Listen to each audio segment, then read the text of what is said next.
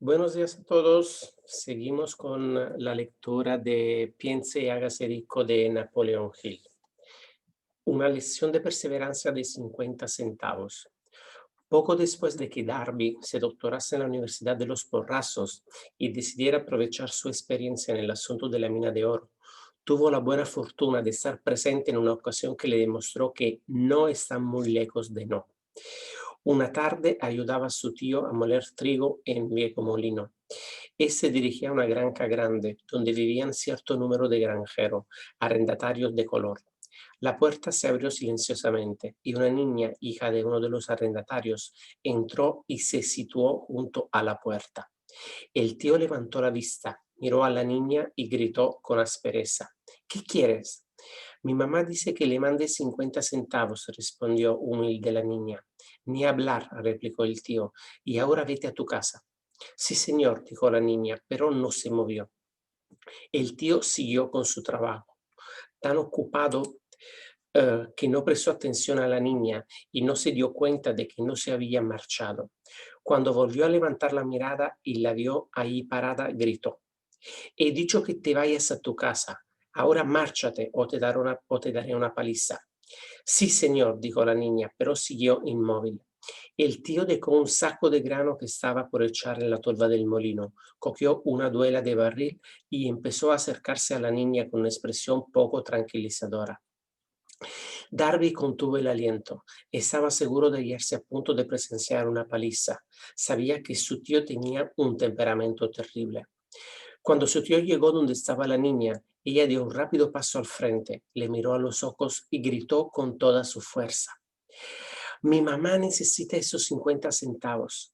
El tío se detuvo, la miró unos instantes y luego dejó lentamente la duela del barril a un lado, se metió la mano en el bolsillo, sacó $medio y se lo dio a la niña.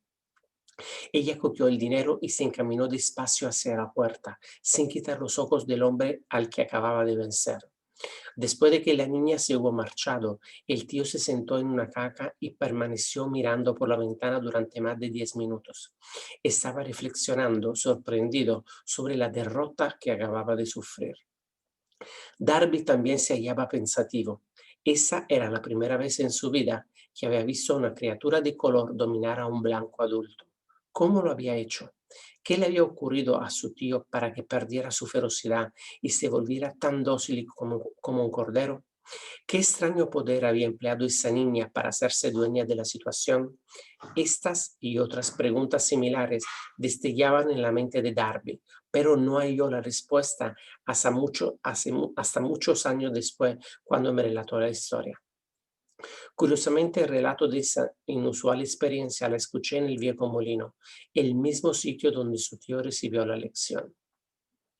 El extraño poder de una niña. En aquel viejo molino polvoriento, el señor Darby me relató la historia del extraño triunfo y terminó preguntándome: ¿Cómo entiende esto? ¿Qué extraño poder tenía esa niña para dominar por completo a mi tío? La respuesta a esta pregunta la encontrará en los principios que se describen en este libro. La respuesta es categórica y completa. Contiene detalles e instrucciones suficientes para que cualquiera comprenda y aplique la misma fuerza con la que ella se encontró de forma accidental. Manténgase alerta y observará el extraño poder que acudió en ayuda de la niña. Tendrá un atisbo de este poder en el próximo capítulo. En alguna parte del libro encontrará una idea que aguzará sus poderes receptivos y pondrá a su alcance para su propio beneficio este mismo poder irresistible. La comprensión de él puede aparecer ante usted en el primer capítulo o tal vez surja en su conciencia más adelante. Puede presentarse en forma de una sola idea o quizá la encuentre en la naturaleza de un plan o en un propósito. Una vez más, puede hacerle volver sobre sus pasadas experiencias de frustración o de fracaso para aportar alguna lección mediante la cual usted recupere todo lo que había perdido en su fracaso. Después de haberle explicado al señor Darby el poder de que la niña de color había empezado quizás sin saberlo, él repasó enseguida sus 30 años de experiencia en la venta de seguro de vida y estuvo francamente de acuerdo en que su éxito en ese campo se debía en gran parte a la lección que había aprendido de la pequeña. El señor Darby señaló: Cada vez que un posible comprador trataba de deshacerse de mí sin hacerse el seguro, yo visualizaba a la niña parada en el viejo molino con sus ojos desafiantes y me decía a mí mismo, tengo que conseguir esta venta. La mayor parte de las ventas que he hecho han sido a gente que me había dicho no. El señor Darby también recordó su error al haberse detenido a un metro escaso del oro. Por esa experiencia fue una bendición encubierta. Me enseñó a seguir insistiendo sin que importasen las dificultades y fue una lección que necesité aprender antes de poder tener éxito en cualquier campo. Esa historia del señor Darby y de su tío, de la niña y de la mina de oro, sin duda la leerán centenares de hombres que se ganan la vida vendiendo seguro de vida. Y el autor desea ofrecer a todos ellos la sugerencia de que Darby le debe a esas dos experiencias su capacidad para vender más de $1 millón anuales en seguros de vida. Las experiencias del señor Darby fueron bastante comunes y triviales y, sin embargo, contienen la respuesta de su destino en la vida. Por lo tanto, fueron tan importantes para él como su propia vida. Sacó provecho de ellas porque las analizó y supo ver lo que le enseñaba. Pero, ¿qué hay del hombre que no tiene el tiempo ni la inclinación para estudiar el fracaso en busca del conocimiento que pueda conducirlo al éxito? ¿Dónde y cómo va a aprender el arte de convertir los fallos en escalones hacia la oportunidad? Para responder a esas preguntas se ha escrito este libro.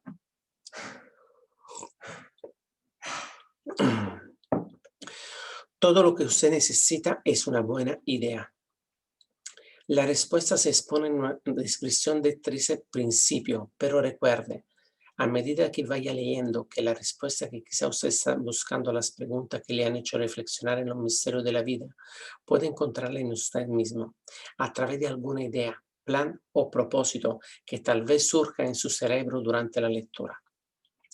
Una buena idea es todo lo que se necesita para alcanzar el éxito. Los principios descritos en este libro contienen medio y manera de crear ideas útiles. Antes de seguir adelante con nuestro enfoque para descubrir esos principios, creemos que merece la pena recibir esta importante sugerencia. Cuando la riqueza empieza a aparecer, lo hacen con tanta rapidez y en tal abundancia que uno se pregunta dónde habían estado escondidas durante todos esos años de necesidad. Esa es una afirmación sorprendente, y tanto más si tenemos en cuenta la creencia popular de que la riqueza premia solo a quienes trabajan mucho durante mucho tiempo. Cuando usted comience a pensar y a hacerse rico, observará que la riqueza empieza a partir de un estado mental, con un propósito definido, con poco trabajo duro o sin ninguno. Usted o cualquier otra persona puede estar interesado en saber cómo adquirir ese estado mental que atraerá la riqueza.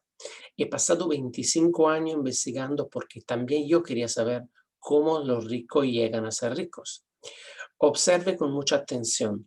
Tan pronto como domine los principios de esta manera de pensar y empiece a seguir las instrucciones para aplicar esos principios, que su nivel económico empezará a crecer y que todo lo que usted comenzará a transmutarse en haberes de su propio beneficio. Imposible de ninguna manera. Una de las mayores debilidades de la especie humana es la típica familiaridad del hombre con la palabra imposible. Él conoce todas las reglas que no darán resultado, sabe todas las cosas que no se pueden hacer. Ese libro se escribió para quienes buscan las reglas que han hecho de otras personas de provecho y están dispuestos a jugárselo todo con esa regla. El fracaso asola a aquellos que se resignan a él con indiferencia.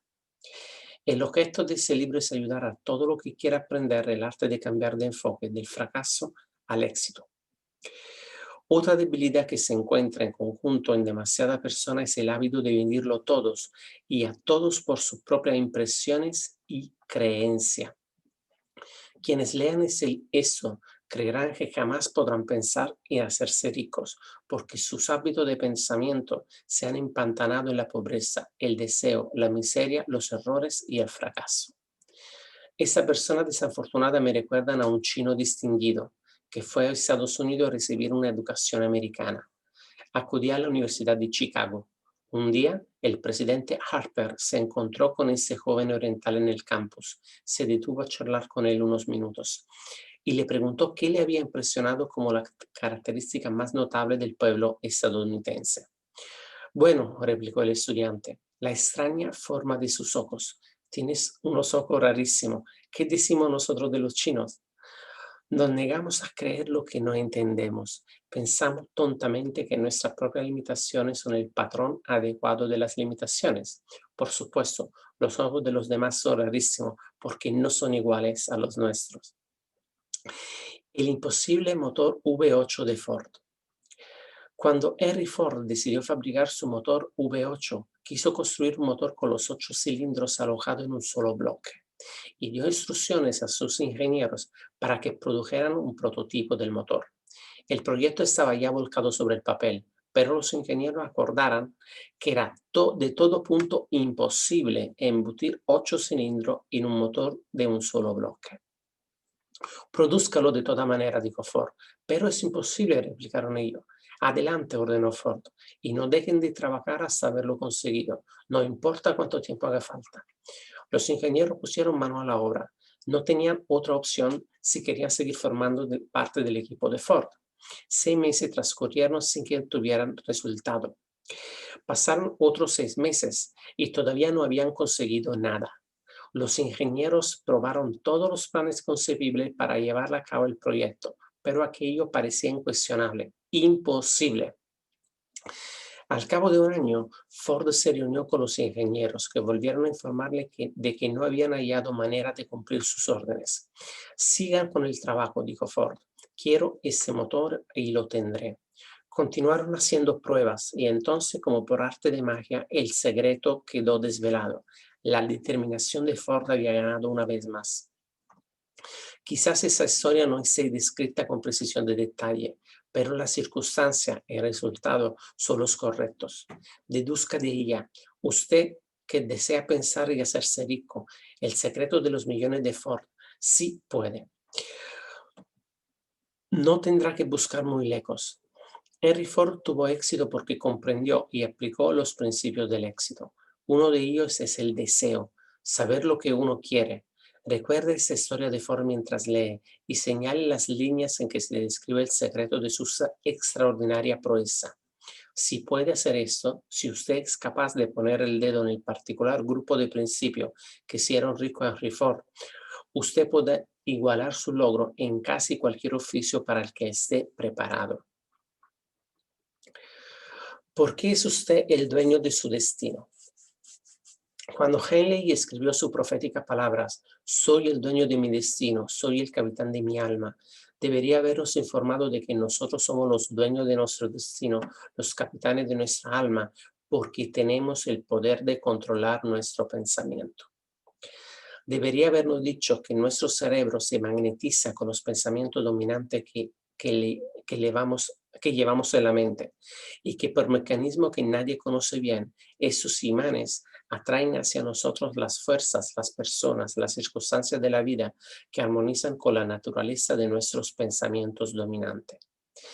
Debería habernos dicho que antes de poder acumular riqueza en abundancia, tenemos que magnetizar nuestra mente con un intenso deseo de riqueza, que hemos de tomar conciencia de la riqueza hasta que el deseo por el dinero nos conduzca a hacer planes definidos para adquirirlo. Pero al ser un poeta y no un filósofo, Henley se contentó con afirmar una gran verdad de manera poética, dejando que sus lectores interpretaran el significado filosófico de sus líneas. Poco a poco, la verdad ha ido desvelándose, hasta que ahora parece cierto que los principios descritos en ese libro contienen el secreto del dominio sobre nuestro destino económico.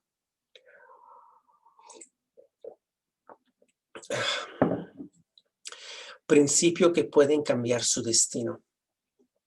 Ahora estamos preparados para examinar el primero de estos principios. Mantenga una actitud de apertura mental y recuerde, a medida que vaya leyendo, que no son invención de nadie. Son principios que han funcionado para muchos hombres. Usted puede ponerlos a trabajar para su propio beneficio permanente. Verá qué fácil es. Hace algunos años pronuncié el discurso de la entrega de diplomas en el Salem College en Salem, Virginia Occidental. Acentué el principio descrito en el próximo capítulo con tal intensidad que uno de los miembros de la clase que obtendría el diploma se lo apropió y lo convirtió en parte de su forma de ver la vida. Ese joven llegó a ser miembro del Congreso y un personaje importante en la administración de Franklin D. Roosevelt. Me escribió una carta en la que presenta con tanta claridad su opinión sobre el principio que trataremos en el próximo capítulo, que decidió publicarla como introducción a dicho capítulo. Le dará una idea a usted de los beneficios que le esperan. Estimado Napoleón, dado que mi servicio como miembro del Congreso me ha proporcionado cierta comprensión de los problemas de hombres y mujeres, le escribo para ofrecerle una sugerencia que puede ser útil a millares de personas. En 1922, usted pronunció un discurso en la entrega de diplomas en el Salem College, cuando yo era un miembro de la clase que los recibiría. En aquel discurso, usted plantó en mi mente una idea a la que debo la oportunidad que ahora tengo de servir a la gente de mi estado y que será responsable en gran medida de cualquier éxito que yo pueda alcanzar en el futuro. Recuerdo, como si hubiese sido ayer, la maravillosa descripción que usted hizo del método porque Henry Ford, con muy pocos estudios, sin $1, sin amigos influyentes, llegó tan alto. Entonces resolví, incluso antes de que usted hubiera acabado su discurso, que me haría un lugar en la vida, sí que importara cuántas dificultades tuviera que afrontar. Millares de jóvenes terminarán sus estudios universitarios ese año y los años venideros. Cada uno de ellos estará buscando un mensaje tan alentador como el que yo recibí de usted. Querrán saber a dónde acudir, cómo empezar en la vida. Usted puede decírselo porque ha ayudado a resolver los problemas de mucha gente.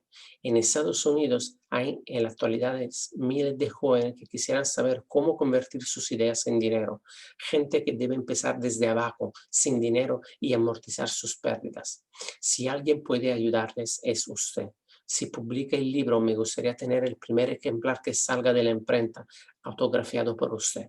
Con mis mejores deseos, créame, cordialmente suyo, Jennings Randolph. 35 años después de haber leído aquel discurso, fue un placer para mí regresar al Salem College en 1957 para hacer el discurso de la entrega de diplomas. En aquel entonces recibí el título de doctor honorario de literatura del Salem College. Desde aquella ocasión, en 1922, he visto prosperar a Jennings Randolph hasta llegar a ser ejecutivo de una de las más importantes líneas aéreas de la nación, un orador muy inspirado y senador de Estados Unidos por Virginia Occidental. Todo aquello que la mente humana puede concebir y creer se puede alcanzar. Entonces, el deseo, el punto inicial de todo logro, el primer paso hacia la riqueza. Cuando Edwin Barnes se apeó del tren de carga en Orange, New Jersey, hace más de 50 años, quizá pareciese un vagabundo, pero sus ideas eran las de un rey. Mientras se dirigía desde los rieles del ferrocarril hacia la oficina de Thomas Edison, su cerebro trabajaba sin parar. Se veía a sí mismo de pie en presencia de Edison. Seguía pidiéndole a Edison la oportunidad de llevar a cabo la única obsesión imperiosa de su vida, el deseo ardiente de llegar a ser socio en los negocios del gran inventor. El deseo de Barnes no era una esperanza, no eran ganas, era un deseo vehemente, palpitante, que lo trascendía todo. Era definido.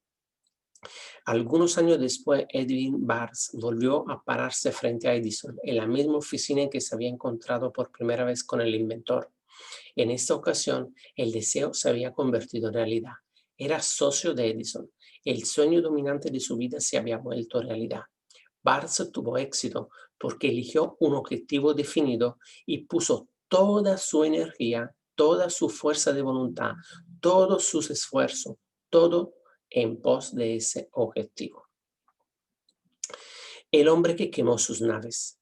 Pasaron 5 años antes de que apareciera la oportunidad que había estado buscando. Para todos, excepto para él, solo parecía una parte más del engranaje de los negocios de Edison. pero en su interior, él fue el socio de Edison cada minuto del día, desde el primero en que empezó a trabajar ahí. Es una ejemplificación notable del poder de un deseo definido. Barnes consiguió su objetivo porque deseaba ser socio de Edison más que ninguna otra cosa. Creó un plan con el que alcanzar su propósito, pero quemó todas sus naves tras de sí. Se mantuvo firme en su deseo hasta que éste se convirtió en la obstinación obsesiva de su vida y finalmente en un hecho. Cuando viajó a Orange, no se dijo a sí mismo: trataré de convencer a Edison de que me dé algún tipo de trabajo, sino voy a ver a Edison para explicarle que he venido a hacer negocio con él. No se dijo: estaré alerta ante cualquier otra oportunidad en caso de que no consiga lo que quiero en la organización de Edison, sino: no hay más que una cosa en este mundo que estoy decidido a conseguir, y es asociarme con Edison en sus negocios. Quemaré todas las naves tras de mí y apostaré mi futuro a mi capacidad para conseguir lo que quiero. No se planteó en ningún momento retroceder. Tenía que triunfar o morir. Esa es toda la historia del éxito de Barnes. El incentivo que conduce a la riqueza. Hace mucho tiempo, un gran guerrero afrontó una situación que requería de él una decisión que garantizara su éxito en el campo de batalla. Iba a enviar sus tropas contra un enemigo poderoso, cuyos hombres superaban a los suyos en número. Embarcó a sus soldados, navegó hacia el país enemigo, desembarcó soldados y equipo y dio la orden de quemar las naves que los habían llevado hasta ahí. Al dirigirse a sus hombres antes de la primera batalla, dijo: ved cómo los barcos se convierten en uno. Ved cómo los barcos se convierten en uno. Eso significa que no podemos dejar esas playas vivos a menos que ganemos. Ahora no tenemos opción. Venceremos o moriremos. Vencieron. Cada persona que vence en cualquier empresa debe estar dispuesta a quemar sus naves y eliminar todas las posibilidades de dar marcha atrás. Solo así puede tener la seguridad de mantener este estado mental conocido como deseo ardiente de ganar, esencial para el éxito. La mañana siguiente al gran incendio de Chicago, un grupo de comerciantes se quedó de pie en State Street, observando los restos humeantes de lo que habían sido sus tiendas. Organizaron una reunión para decidir si tratarían de reconstruirla o abandonarían Chicago para volver a empezar en algún lugar del país más prometedor. Llegaron a una decisión, todos menos uno: abandonar Chicago. El comerciante que decidió quedarse y reconstruir su negocio, señaló con los dedos los restos de su tienda y dijo: caballeros, en este mismo sitio construiré la tienda más grande del mundo, no importa las veces que pueda quemarse. Eso fue hace casi un siglo. La tienda fue construida, todavía sigue en pie, una torre, un monumento al poder de ese estado mental conocido como deseo ardiente. Lo más sencillo que Marshall Field podría haber hecho era imitar a sus colegas. Cuando las perspectivas se mostraban difíciles y el futuro parecía funesto, se retiraron a donde las cosas pareciesen más fáciles. Fíjese bien en la diferencia entre Marshall Field y los demás comerciantes, porque es la misma diferencia que distingue a casi todos los que tienen éxito de aquellos que fracasan. Todo ser humano al que alcanza la edad de comprender la razón de ser del dinero, quiere dinero. Quererlo no basta para acumular riqueza, pero desear la riqueza con un estado mental que se convierte en una obsesión y luego planificar formas y medios definidos para adquirirla y ejecutar esos planes con una perseverancia que no acepta el fracaso, atraerá la riqueza. 6 maneras de convertir el deseo en oro. El método por el que el deseo de riqueza se puede transmutar en su equivalente monetario consiste en 6 pasos prácticos y definidos, que son los siguientes. Primero, determine la cantidad exacta de dinero que desea. No basta con decir quiero mucho dinero. Sea definitivo en cuanto a la cantidad. Hay una razón psicológica para esa precisión, que describiremos en un capítulo próximo. Segundo, determine con exactitud lo que se propone dar a cambio del dinero que desea. No se recibe algo por nada. Tercero, Establezca un plazo determinado en el que se propone poseer el dinero que desea. Cuarto, cree un plan preciso para llevar a cabo su deseo y empiece de inmediato, sin que importe si se haya preparado o no, a poner el plan en acción. Quinto, escriba un enunciado claro y conciso de la cantidad de dinero que se propone conseguir. Apunte el tiempo límite para esa adquisición. Aclare lo que se propone dar a cambio del dinero y describa con exactitud el plan mediante el que se propone formularlo. Sexto, lea su memorándum en voz alta 2 veces al día, una vez antes de acostarse y otra al levantarse. Mientras lee, vea, sienta y piénsese ya en posición del dinero. Es importante que siga las instrucciones descritas en esos 6 pasos. En especial, observe y siga las instrucciones del sexto paso. Tal vez se queje de que le resulte imposible verse en posesión del dinero antes de tenerlo realmente. Aquí es donde el deseo ardiente acudirá en su ayuda. Si usted realmente desea el dinero con tanta vehemencia que su deseo se ha convertido en una obsesión, no tendrá dificultad en convencerse de que lo adquirirá. El caso es desear el dinero y llegar a estar tan determinado a poseerlo que se convenza de que lo tendrá. Pues vamos a dejarlo aquí. Vamos a dejarlo hasta aquí. Puede imaginarse que es usted millonario. Y así vamos a retomarlo mañana, que ya ha pasado la media hora. Voy a detener la grabación. Así que espero que le haya gustado. Y mañana empezaremos desde la página 14. Puede imaginarse que es usted millonario. Entonces voy a finalizar la grabación.